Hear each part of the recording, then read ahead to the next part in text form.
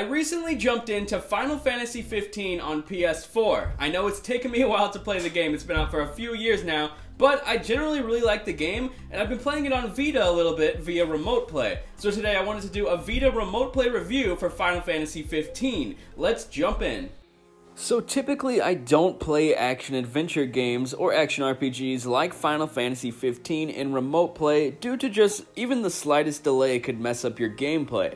However, Final Fantasy 15 isn't the fastest game. Like, the gameplay, while it is like an action game and whatnot, it's not super fast. It's something like Bloodborne, where like timing and precision is everything. Final Fantasy 15, especially if you're just playing casually, it's not very hard, and it actually works pretty great in remote play. Before I talk about what I love, I'll get the gripes out of the way, and it's that with the main control scheme, you can't accelerate the car, at least not without being really uncomfortable with the controls. However, there are other options in the menus, but I personally like the original Type A control scheme, only because that's what I started with and actually ended up getting used to. Even though you can't accelerate the car, you don't really have to. In Final Fantasy 15, you can set it so somebody else can drive the whole time, and you just enjoy the sights and relax and listen to some awesome Final Fantasy music. So that's not really a deal breaker, even though it might seem like it at first. Now, to ride the chocobos, it is a bit awkward, but once again, chocobos aren't necessarily a thing you always have to use, so it doesn't really end up being an issue overall. The Type C control scheme, I've heard, is the best one for remote play, but honestly, Type A worked perfectly fine for me, and that's the one I would recommend overall. Just because if you're constantly jumping back and forth from playing on the TV to playing on the Vita, you don't have to worry about relearning the controls every single time. You already know them from remote play and from playing on the TV. But yeah, as for the action, you use all the face buttons on the Vita. You don't have to use the shoulder buttons, and you don't have to use the touchscreen, which works out great for remote play. A lot of games will have you using the touchscreen and the back touch and all that stuff, and it ends up not working out great. But Final Fantasy 15, you only have to use the buttons on the Vita. There's no touchscreen stuff you have to do, and there's no back touchscreen stuff you have to do.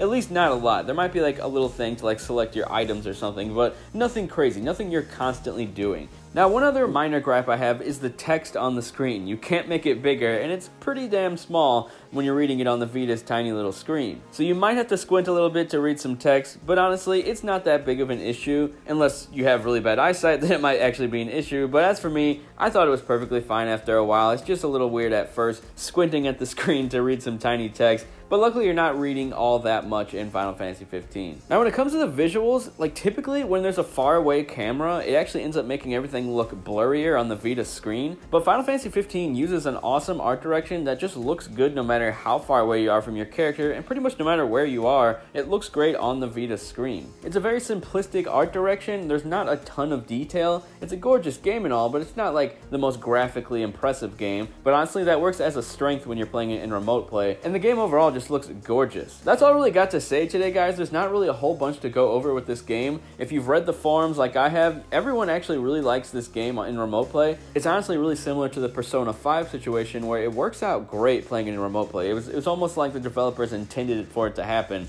but honestly they probably didn't. It just works out great by chance.